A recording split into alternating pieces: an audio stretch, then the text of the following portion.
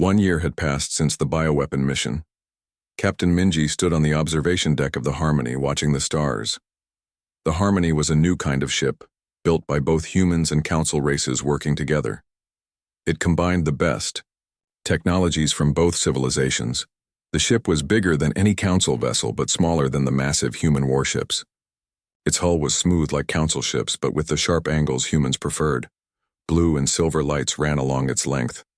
"Still admiring the view?" asked a voice behind her. Minji turned to see Admiral Jiwoo. In the past year she had come to respect the human commander. Jiwoo was firm but fair, and surprisingly kind for someone so powerful. "It never gets old," replied Minji, looking back at the stars. "Especially now that we can see so much more of it." She meant the new star maps, created with human technology. They showed parts of the galaxy the Council had never been able to reach before. "The first joint patrol mission starts tomorrow," said Jiwoo, standing beside her. "Are you ready?" Minji nodded. "My crew is prepared, though some are still nervous about working with humans." "That's natural," said Jiwoo. "Change is never easy." The past year had brought enormous change. After the bioweapon plot was revealed, High Administrator Zilthar had been removed from power. 3 council races had immediately signed treaties with the humans. Others followed slowly. Now the old Galactic Council had been reformed into the Interstellar Cooperative with humans as full members, but not everyone was happy about this new arrangement. "Any news about the Purist ships?" asked Minji. Jiwoo's face grew serious. "Our scouts report they're gathering near the Valak system. At least 30 vessels, all heavily armed. The Purists were former council members who rejected alliance with humans. Led by Vreel and his allies, they had taken their ships and retreated to the edge of known space. They called humans primitive contaminants and vowed to preserve the purity of advanced species." "Do you think they'll attack?" asked Minji. "Eventually," said Jiwoo. "They're building weapons designed specifically to counter human technology." "And council technology," added Minji. "They see us as traitors." A soft chime sounded. Jiwoo checked her communication device. "The crew briefing starts in 10 minutes, she said. "We should go." As they walked through the ship, Minji noted how well the mixed crew worked together. Humans and council species moved with shared purpose. In some areas, their different strengths were obvious. Humans worked faster, making quick decisions and adapting to new situations.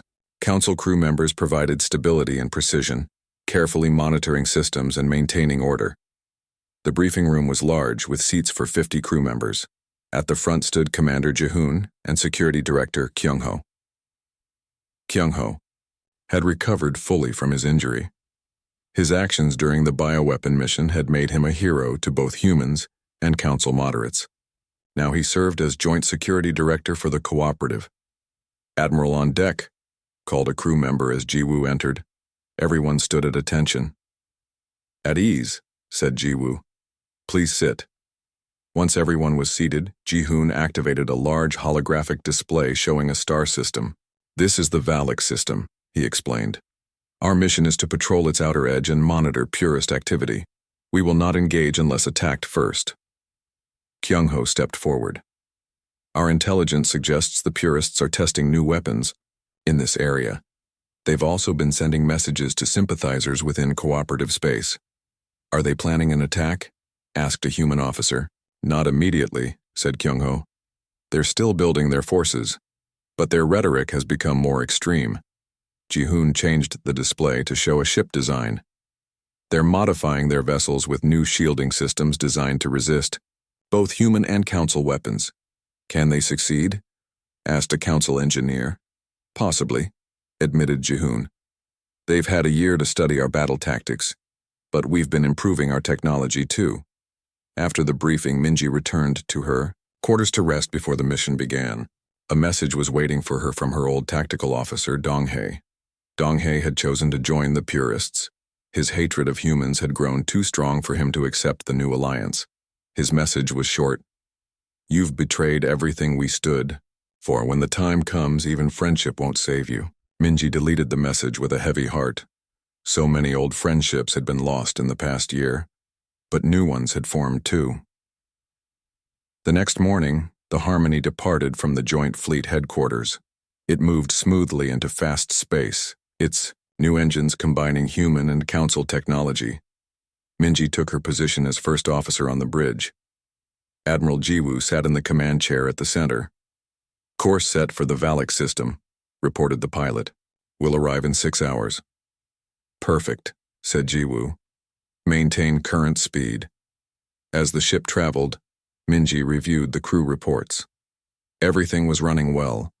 The mixed human council engineering team had even improved the engine efficiency beyond their expectations. "Admiral," said the communications officer suddenly, "we're receiving an emergency signal from Outpost 47. They're under attack." Jiwoo turned to Minji. "Outpost 47 is in the Siren system, isn't it? That's not far from here." "Yes," confirmed Minji. "It's a small research station. Minimal defenses." "Change course," ordered Jiwoo. "Maximum speed to the Siren system." The Harmony turned sharply, its powerful engines pushing it faster than any council ship had ever traveled. "Who's attacking the outpost?" asked Minji. "Unknown," said the communications officer. The message was cut off, but sensors detect multiple ships in the area. "Time to arrival?" asked Jiwoo. 20 minutes at current speed," reported the pilot. Jiwoo stood up. "All crew to battle stations. Prepare defensive systems, but do not power weapons unless I give the order." The bridge crew moved quickly, preparing the ship for possible combat. Minji felt tense but confident. The Harmony was the most advanced vessel in the cooperative fleet. When they dropped out of fast space near Outpost 47, they saw 3 Purist ships firing on the small station. The outpost's shields were failing. "Hail the Purist vessels," ordered. "Jiwoo." "No response, Admiral," said the communications officer after a moment. "Move between them and the outpost," said Jiwoo calmly. "Extend our shields to cover the station." The Harmony moved forward gracefully, its powerful shields glowing as they expanded to protect the damaged outpost. "The Purist ships are turning toward us," reported Ji-hoon from the tactical station. "They're charging weapons." "Hold position," said Jiwoo. "Do not fire first." The lead Purist ship fired. Its beam struck the Harmony's shields and dissipated. "Shields holding at 95%, reported a council engineer. "Their weapons are stronger than standard council technology." "Open a channel to all frequencies," ordered Jiwoo. When the channel was open, she spoke clearly. "Purist vessels, this is Admiral Jiwoo of the cooperative ship Harmony. Cease your attack on this outpost immediately. We have no wish for conflict." The response came quickly. "Human filth," said a familiar voice. It was Dong-hae. "Your words mean nothing. The pure races will never bow to primitives." Minji stepped forward. "Dong-hae, this is Minji. The outpost has both council and human researchers. Your attack threatens your own people. Traitors deserve death," replied Dong-hae coldly. "As do you." The 3 Purist ships fired together. The Harmony's shields flared brightly but held. "Shields at 80%, reported the engineer. "We can withstand their attack, but the outpost won't survive much longer even with our protection." Jiwoo looked at Minji. "Your former friend leaves us no choice." She turned to Ji-hoon. "Target their weapon systems only. Disable, don't destroy." The Harmony fired.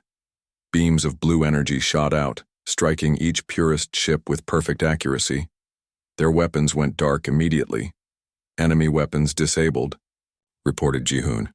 "Their engines and life support are intact." "Open the channel again," said Jiwoo. When Dong-hae's angry face appeared on screen, Jiwoo spoke firmly. "Your ships are disabled. Your attack has failed. Withdraw now, and no further action will be taken against you." Dong-hae's face showed pure hatred. "This isn't over, human. We will cleanse the galaxy of your corruption." The Purist ships turned and limped away, using their backup engines. "Should we pursue?" asked Ji-hoon. Jiwoo shook her head. "No. Today's goal was to protect the outpost, not destroy enemies." As the Harmony crew worked to help the damaged outpost, Minji joined Jiwoo on the observation deck again. "They'll be back," said Minji quietly, "with more ships and better weapons." "No," said Jiwoo. "But look at what we've achieved." She gestured at the ship around them. "Humans didn't come to conquer. We came to complete what was missing." Minji smiled slightly. The Council had stability but lacked innovation. Humans had innovation but lacked stability. "Together we're stronger than either could be alone," agreed Jiwoo. "That's what the purists will never understand." A young officer approached them. "Admiral, Director Kyung-ho reports that all outpost personnel are safe. Repairs are underway." "Thank you," said Jiwoo. As the officer left, she turned back to Minji. "Ready to continue our mission?" Minji nodded, looking out at the stars once more. The galaxy was changing, growing, becoming more than it had been before. And she was part of that change. "Ready, Admiral," she said. "Let's show them what humans and the Council can achieve together." The Council homeworld was in panic. News of the fleet's defeat spread quickly. In the week since the battle, 3 Council races had already sent secret messages to the humans, looking to make separate deals. Captain Minji walked through the quiet halls of the security building. The normal bustle was gone. Many workers had fled to their home planets fearing a human attack. Security Director Kyung-ho was waiting in his office. His normally tidy desk was covered with reports and data screens. "Captain Minji," he said, looking up. "Thank you for coming so quickly." "You said it was urgent," she replied, taking a seat. Kyung-ho nodded. He looked tired. "What I'm about to tell you is known only to 5 people in the entire Council." He touched a control on his desk. The windows darkened and a sound barrier activated around the room. "3 days ago, one of my agents discovered something disturbing," he said quietly. "High Administrator Zylthar has authorized a secret mission into human territory." Minji frowned. "What kind of mission?" "A bioweapon." The words hung in the air. Minji felt cold fear in her stomach. "That's forbidden," she said. "The Council banned bioweapons 10,000 years ago." "Yes," agreed Kyung-ho. "But Zylthar is desperate. The humans humiliated him. Now he wants revenge." He touched a screen, showing a small, sleek ship. "This vessel left yesterday with 5 of our top biological scientists. They're carrying an experimental weapon designed to target human genetic makeup." "How?" asked Minji. "The scientists would need human DNA samples." "They have them," said Kyung-ho grimly. "From the old survey mission, 3 centuries ago. The samples were kept in a secure vault." Minji stood up, angry. "This is madness. If the humans discover this attack, they'll destroy the Council. They showed mercy before. They won't show it again." "Exactly," said Kyung-ho. "That's why we must stop it." Minji stared at him. "We? I can't go through official channels. Zylthar would simply deny everything. I need someone I can trust." He looked at her steadily. "Someone who understands what's at stake." "What's your plan?" asked Minji, after a moment.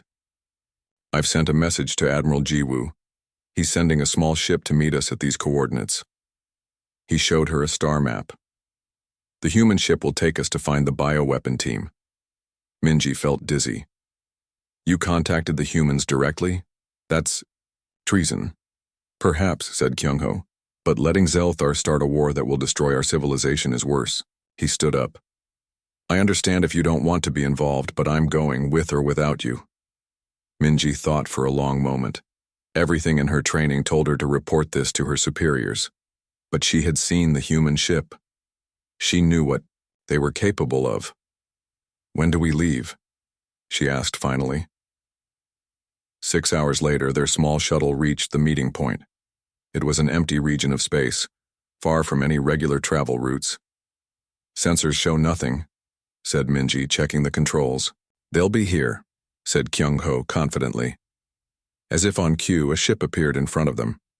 It was much smaller than the Indomitable, but clearly of human design. The sharp angles and blue lights were unmistakable. A message came through there, Communication System. Council Shuttle, this is Commander Ji-hoon of the Earth Federation vessel Swift. We've been expecting you. After docking with the human ship, Minji and Kyung-ho were met by Commander Ji-hoon. He was tall for a human, with short black hair and alert eyes. He wore a fitted gray uniform with minimal markings. Director Kyung-ho, Captain Minji. Welcome aboard, he said, nodding to each of them. Admiral Ji-woo sends his regards. The inside of the human ship was surprising. Minji had expected it to be cold and mechanical like their warships. Instead, it was comfortable, with soft lighting and plants growing in small containers along the walls. We've tracked the Council bioweapon ship to the Kelmar system, said Ji-hoon, leading them to a control room. They've landed on an abandoned mining outpost on the 4th planet. How did you find them so quickly? Asked Minji. We've been monitoring all Council ships entering our territory, explained Ji-hoon. This one took unusual precautions to hide its trail. That made it interesting. On a large screen, Ji-hoon showed them the mining outpost. It was built into the side of a rocky mountain on a barren planet. There are 7 life signs inside, he said. 5 match Council biological patterns. 2 are human. Human?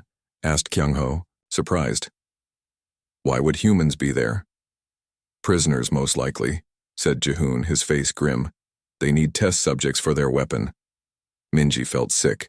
This was worse than she'd imagined. We'll reach the outpost in 3 hours, continued Ji-hoon. My team is preparing for the rescue mission now. We're coming with you, said Minji firmly. Ji-hoon looked at her carefully. This will be dangerous. My team is trained for combat situations. So am I, said Minji. And I know Council technology better than you do. Ji-hoon nodded. Fair point. You can join us. The plan was simple. Ji-hoon's team would enter the outpost from the main entrance. Minji and Kyung-ho would go in through a maintenance tunnel, hoping to reach the prisoners while the Council scientists were distracted. As they approached the planet, Minji watched Ji-hoon's team prepare. There were 6 of them, 3 men and 3 women. They moved with quiet efficiency, checking their equipment and weapons. They seem very calm, she remarked to Kyung-ho. They're confident, he replied. Look at how they move. These aren't regular soldiers. They're special forces. The Swift landed silently a kilometer from the outpost. No alarm sounded. The Council scientists didn't know they were coming. Minji and Kyung-ho followed a human woman named Sumi to the maintenance tunnel entrance. The tunnel was dark and narrow, forcing them to crawl in some places. How much farther? Whispered Minji after 20 minutes of uncomfortable progress. Almost there, said Sumi, checking a small device on her wrist.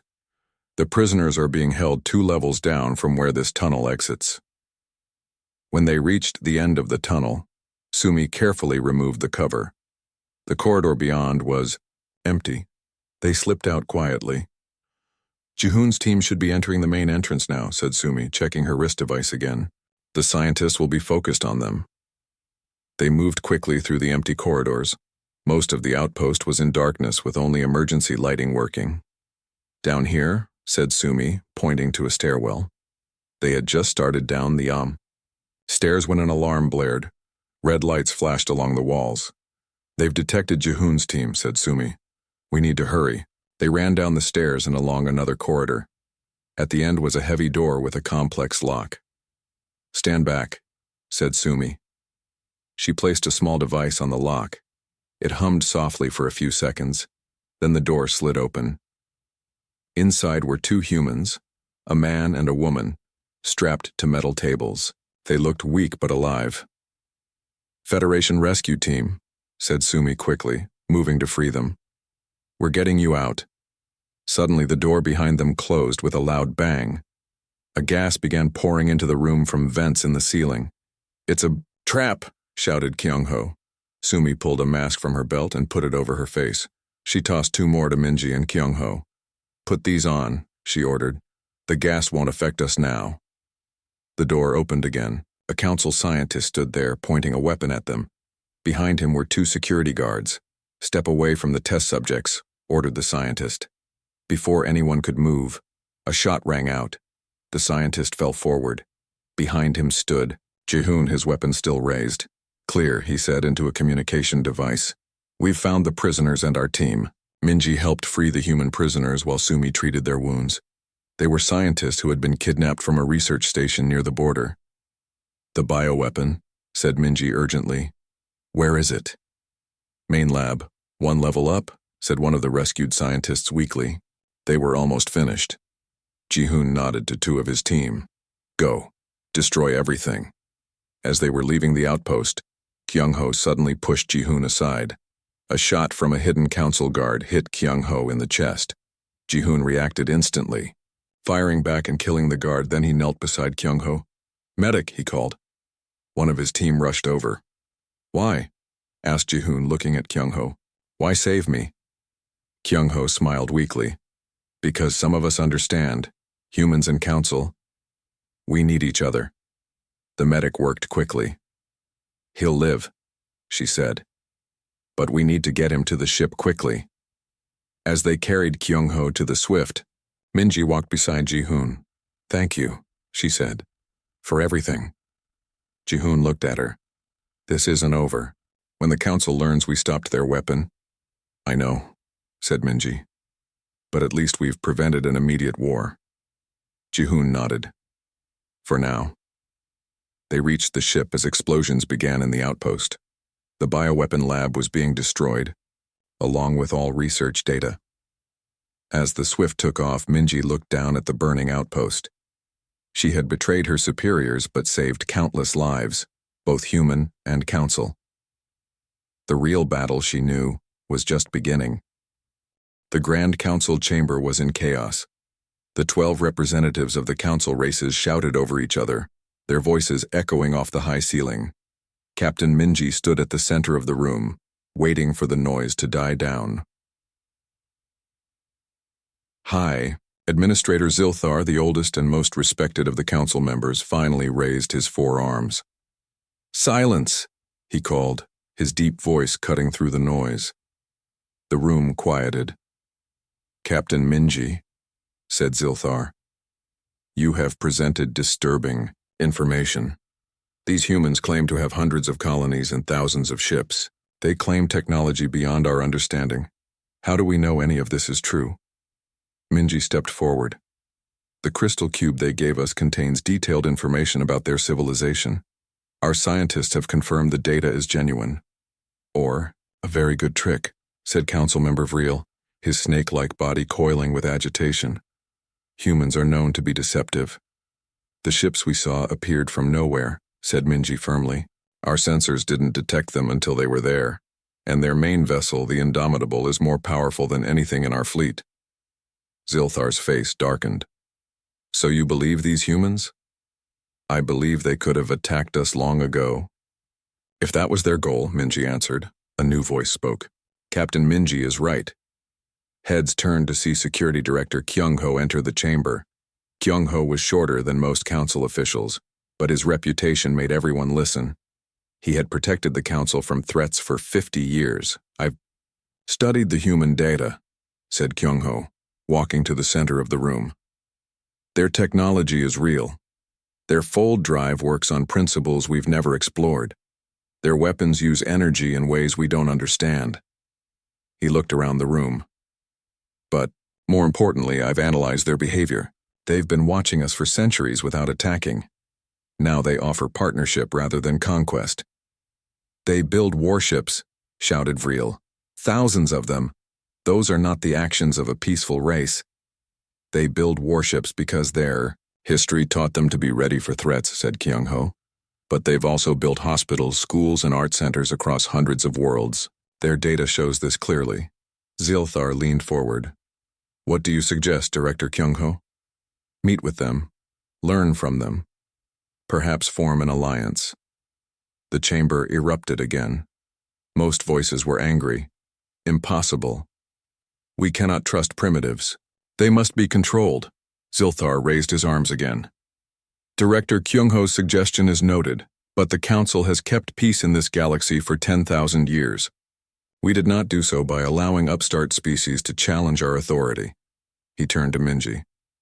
Did the humans make any specific demands? They requested formal diplomatic recognition and the start of trade negotiations. Minji answered. They said the council has 1 week to respond. Zilthar's face showed anger. They dare to give us deadlines? They forget their place. He stood towering over everyone else in the room. The council will not be threatened by a species that only learned to leave their planet a few centuries ago. We will show them the true power of the Galactic Council. He pointed at Kyung-ho. Security Director, prepare our defense fleet. 50 ships should be enough to contain this human threat. Kyung-ho stepped forward. High Administrator, I must advise against this action. If the humans' technology is as advanced as it appears, are you afraid of these primitives, Director? Zilthar interrupted. Kyung-ho's face remained calm. I am cautious about engaging an unknown force with technology we don't understand.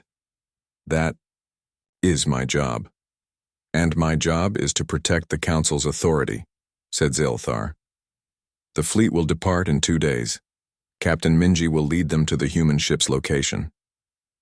Minji felt her heart sink. This was a mistake. 2 days later, 50 Council warships dropped out of fast space near the border of human territory. The Indomitable waited for them, floating alone in the blackness. On the command ship, Minji stood beside Fleet Commander Zul, watching the huge human vessel on the main screen. Only 1 ship? Zul laughed. They talk big, but they send only 1 ship to face 50 of ours. Minji wasn't laughing. Commander, I urge caution. We should try to communicate first. My orders are clear, said Zul. The humans must surrender. Their ship and all information about their technology. If they refuse, we destroy their vessel. A communication officer spoke up. Commander, the human ship is transmitting a message. Put it on screen, ordered Zul. Admiral Jiwoo's face appeared. Council vessels, this is Admiral Jiwoo of the Earth Federation. Your presence here with weapons active is considered hostile. I offer 1 final chance for peaceful dialogue. Zul stepped forward. Human, this is Fleet Commander Zul of the Galactic Council. Your unauthorized expansion into Council space and your possession of restricted technology violate Council law. Surrender your vessel immediately or face destruction. Admiral Jiwoo's expression didn't change. We are not in Council space, Commander, and we do not recognize the Council's authority to restrict our technology. We seek peaceful cooperation, but we are prepared for conflict. You have 10 minutes to surrender, said Zul, cutting the transmission. Minji turned to him. Commander, please reconsider. If their technology is as advanced as we believe, 50 ships against 1, Captain, Zul said dismissively. Even with advanced technology, they cannot win. The 10 minutes passed quickly. The Indomitable made no move to surrender. Target. Their engines and weapon systems, ordered Zul. Fire when ready. 20 Council ships fired at once. Bright energy beams shot toward the human vessel. Minji held her breath. Just before the beams hit, a shimmering field appeared around the Indomitable. The Council weapons struck the field and simply disappeared. What happened? Demanded Zul. Report. Sir, our weapons, they were absorbed. Somehow, said a tactical officer. No damage to the human ship. Fire again. All ships. All 50 Council vessels fired at once. The result was the same. Then the Indomitable moved. It was surprisingly fast for such a large ship. Small points of light appeared along its hull. They're targeting us, warned Minji. Before Zul could respond, the human ship fired. Not beams of energy like Council weapons, but small, fast projectiles that glowed blue. They hit 20 Council ships simultaneously. The ships didn't explode. Instead, all their lights went out at once. 20 ships have lost all power, reported the tactical officer, his voice shaking. Life support is still working, but weapons, engines, and communications are dead. Zul's face had turned pale. Impossible. The Indomitable fired again. 20. More Council ships went dark. Commander, said Minji urgently, we must retreat. Zul couldn't speak. He just stared at the screen. A message came through. Admiral Jiwoo again. Commander Zul, your vessels have not been destroyed. We have merely disabled their main systems. Your crews are unharmed. Consider this a demonstration of our capabilities and our restraint." Jiwoo's face was serious, but not triumphant. "Return to your council. Tell them humans still wish for peace and cooperation. But make it clear that we will not be threatened or controlled."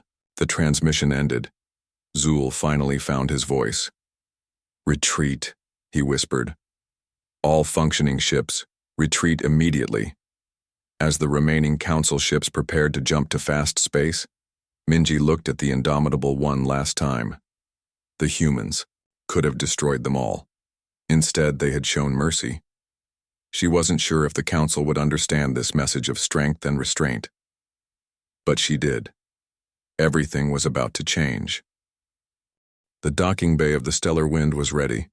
Captain Minji stood with her back straight, trying to look calm. Next to her, Donghae kept his hand near his hidden weapon. 6 security officers lined the walls, their faces blank. "They're approaching," said the docking officer. "Small shuttlecraft, 2 life signs aboard." Minji nodded. "Open the bay doors." The outer doors slid open. Stars shone in the blackness of space. Then a small craft appeared. It was sleek and dark, moving with a grace that surprised Minji. Council shuttles were not so smooth. The craft landed softly on the deck. For a moment, nothing happened. Then a door opened in its side and 2 figures stepped out. They were both human, 1 male and 1 female. The woman walked in front, her steps confident. She wore a fitted dark blue uniform with silver trim. Her black hair was cut short and her face was calm and serious. The man behind her was taller, wearing a gray uniform with symbols Minji did not recognize. He carried a small case. "Ambassador Sungmin of the Earth Federation," the woman said in perfect council standard. She gestured to her companion. "And Science Officer Junho. Thank you for receiving us, Captain Minji." Minji tried not to show her surprise at hearing her name. "Welcome aboard the Stellar Wind. This is my tactical officer, Donghae." Sungmin nodded to him. "I understand your caution, Officer Donghae. I would be equally careful in your position." Donghae's eyes widened slightly. The humans seemed to know too much. "Please follow me," said Minji. "We have prepared a meeting room." As they walked through the corridors of the ship, Minji noticed Sungmin looking around with interest but not surprise. It was as if she had seen council technology before. The meeting room was small but comfortable. Minji sat across from the humans with Donghae at her side. "I'm sure you have many questions," Sungmin began. "As do we. But first, a gift." She nodded to Junho, who opened his case and took out a small crystal cube. He placed it on the table. "This contains information about Earth and humanity," Sungmin explained. "Our history, culture, and current status. It's formatted for your computers." Minji looked at the cube, but didn't touch it. "Thank you, but I have questions that can't wait for records. How do you know our language? How did you detect our ship through our stealth systems? And most importantly, how did humans advance so quickly?" Sungmin smiled slightly. "All fair questions. To answer the first, we observed your council's scouts when they visited Earth 3 centuries ago. We learned your languages then, and have continued to study them since." "Impossible," said Donghae. "Our scouts never made contact with humans." "They didn't need to," said Sungmin. "We captured one of your automated probes. It contained enough information for us to begin learning about the council." Minji felt cold. Those probes were supposed to self-destruct if captured. As for detecting your ship, Sungmin continued, "your stealth technology relies on energy absorption and reflection principles we moved beyond 2 centuries ago." She leaned forward. "But your third question is the most interesting. How did we advance so quickly? The answer is simple. Necessity and competition." Junho spoke for the first time. "Your council races evolved slowly, in stable environments. Most of you took millions of years to develop intelligence, then tens of thousands more to develop technology." "Humans are different," said Sungmin. "Our planet was harsh. We faced constant threats, predators, weather, disease. We competed with each other for resources. We fought wars. We nearly destroyed ourselves several times." This is exactly why the Council classified you as primitive, said Donghae, his voice hard. Yet here we are, Sungmin replied calmly. Our shorter lives made us innovate faster. Our conflicts pushed us to develop better technologies. When one human nation created something new, others had to match it or fall behind. She gestured around her. Your council developed through cooperation and slow, careful progress. Admirable, but slow. Humans developed through competition and adaptation. To crisis, Minji tried to understand. But the report said you had only basic space travel within your own system. We did then, acknowledged Sungmin. But once we knew we weren't alone in the galaxy, everything changed. Our governments united. We focused all our efforts on space technology, and the key breakthrough, added Junho, was our propulsion system. He touched the crystal cube and a hologram appeared above it. It showed a complex engine design that Minji didn't recognize. We call it the fold drive, he explained. It doesn't push through space like your engines. It folds space itself, allowing instant travel between points. Donghae shook his head. That's impossible. The energy requirements would be enormous by your standards, Junho finished for him. But we solved that problem too. Minji felt dizzy with the implications. How many ships like the Indomitable do you have? Sungmin hesitated, then answered. The Earth Federation currently has over 3,000 major warships and 15,000 smaller vessels. The room went silent. The Council's entire fleet was less than 2,000 ships. And how far has humanity spread? Minji asked quietly. We have colonies in 437 star systems, said Sungmin. Our population is approximately 30 billion. Donghae stood up suddenly. This is a trick. Humans cannot have advanced this far in just 3 centuries. It's impossible. Sungmin remained seated, her face calm. Science Officer Junho can explain the technical details if you wish, but perhaps a demonstration would be more convincing. She touched a small device on her wrist. Admiral Jiwoo, we're ready. Nothing seemed to happen. Then Minji's communication officer called over the ship's system. Captain, multiple vessels have just appeared. They're everywhere. Minji rushed to a screen on the wall and activated it. The view outside the stellar wind showed dozens of ships, all similar to the Indomitable but smaller. Just a few of our scout ships, said Sungmin. They were waiting in folded space, undetectable until they emerged. She stood up. Captain Minji, the Earth Federation wishes to establish formal relations with the Galactic Council. We have observed you for centuries. We know your strengths and your weaknesses. We could have conquered your systems years ago, but that is not our way. Then what do you want? Asked Minji, her voice barely steady. Partnership, said Sungmin simply. Humans excel at innovation and adaptation. The Council excels at stability and long-term planning. Together we could achieve great things. She looked directly at Minji. But make no mistake, if the Council chooses conflict, we are prepared. That warship you detected, it's called the Indomitable for a reason. Donghae's hand moved toward his weapon, but Minji stopped him with a gesture. I must report this to my superiors, she said. Of course, agreed Sungmin. We will return to our ship and wait. The Council has 1 standard week to respond. As the humans turned to leave, Minji asked one more question. Ambassador Sungmin, why now? Why reveal yourselves after hiding for so long? Sungmin paused at the door. Because there are threats in this galaxy that neither humans nor the Council can face alone. We've detected something moving at the edges of known space. Something old and dangerous. She looked back at Minji, her eyes serious. The Council has grown complacent in its peace. Humanity has grown strong through conflict. Now we both need what the other has learned. After the humans left, Donghae turned to Minji. Captain, we can't trust them. They've been watching us, studying us for centuries. This could be the start of an invasion. Minji stared at the crystal cube on the table. If they wanted to invade, they already would have. You saw those ships appear from nowhere. She picked up the cube. We need to get this information to the Council immediately. As the stellar wind prepared to leave, Minji looked out at the massive human warship. For the first time in her career, she felt fear for the future of the Council.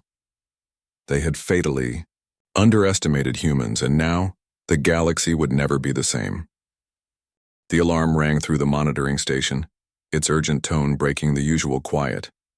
Red lights flashed across the dark room. 6 different alien species looked up from their screens, their faces showing worry.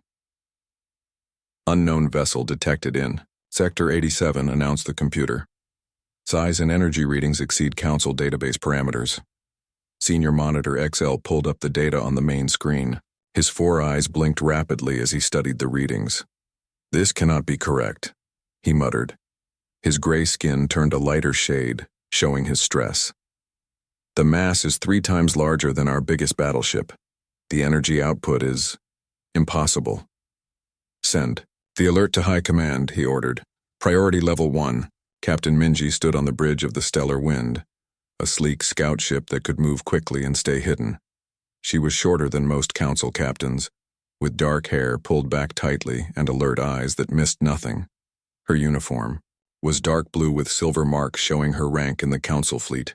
The message from command had come while she slept.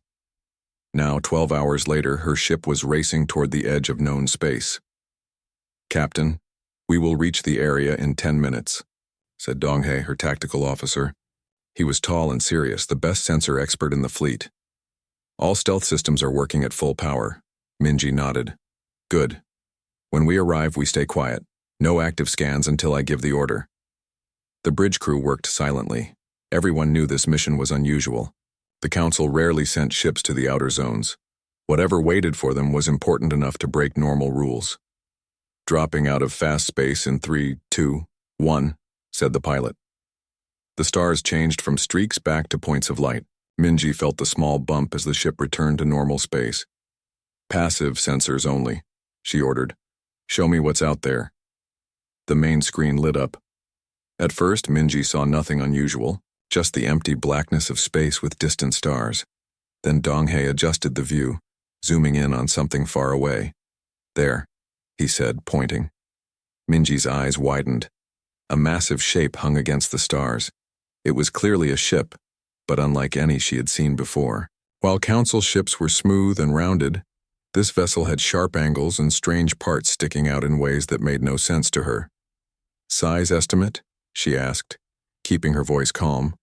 7 kilometers long, 2 kilometers wide at the widest. "Point," Donghae answered. His voice shook slightly. "Captain, that's 5 times bigger than our largest military vessel. Life signs?" "Yes. Thousands of them." Donghae worked his controls carefully. "The patterns match. This can't be right." "What is it?" Minji asked. "The life signs match humans." The bridge went silent.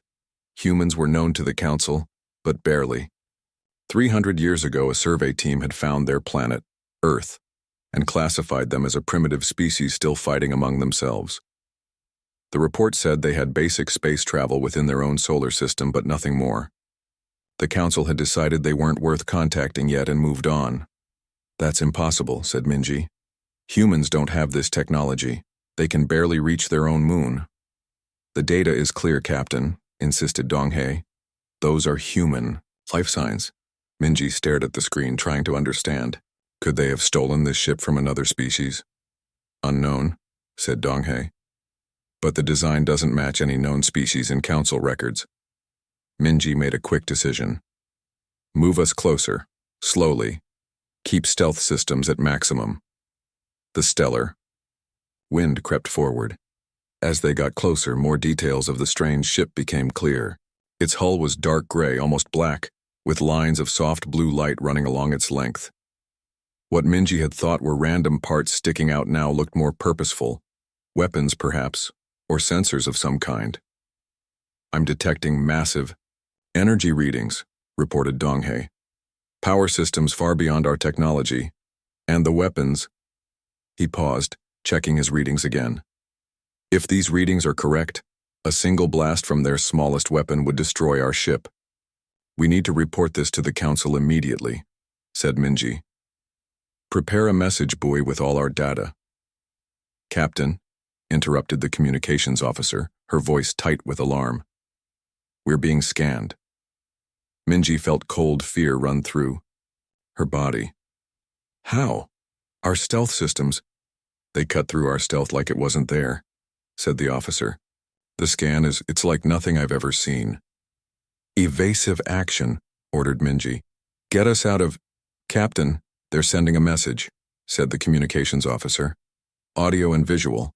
Minji hesitated, then nodded. Put it on screen. The main view screen changed. Instead of the mysterious ship, it now showed a human face. The human wore a dark uniform with gold markings. Its skin was tan, its eyes dark and confident. Despite herself, Minji was surprised by how similar the human looked to her own species. This is Admiral Jiwoo of the Earth Federation warship Indomitable, said the human in perfect council standard language. Your scanning profile matches council signatures. Stand down and prepare to receive representatives. Minji couldn't speak for a moment. The human knew who they were. It spoke their language. It had detected them through their best stealth technology, and it was giving them orders. This is Captain Minji of the Council scout vessel Stellar Wind, she finally answered. How do you know our language? How did you detect us? Admiral Jiwoo smiled slightly. Captain, your council visited Earth 3 centuries ago. Since then, we've learned much about you while you've learned nothing about us. A dangerous imbalance, wouldn't you agree? What do you want? Asked Minji. First, to correct some misconceptions. Your council classified us as primitive. That was a mistake. Second, to establish formal contact between humanity and the Galactic Council. Donghae leaned close to Minji. Captain, we should retreat and report to High Command, he whispered. This could be a trick.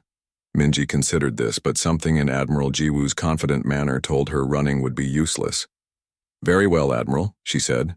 We will receive your representatives. Excellent, said Jiwoo. Ambassador Sungmin, we'll board your vessel in 1 hour. Please prepare your docking bay. Indomitable out. The screen went dark. Captain, we can't just let them board, protested Donghae. Protocol states... I know the protocol, Minji cut him off. But I also know we have no choice. They found us through our stealth. Their weapons could destroy us in seconds. And they speak our language perfectly. She looked around at her nervous crew. The council needs to know what we're facing. If these humans wanted to attack, they already would have. She stood up straight, trying to project confidence she didn't feel. Prepare the docking bay. Alert security but no visible weapons. And send our data to the council immediately.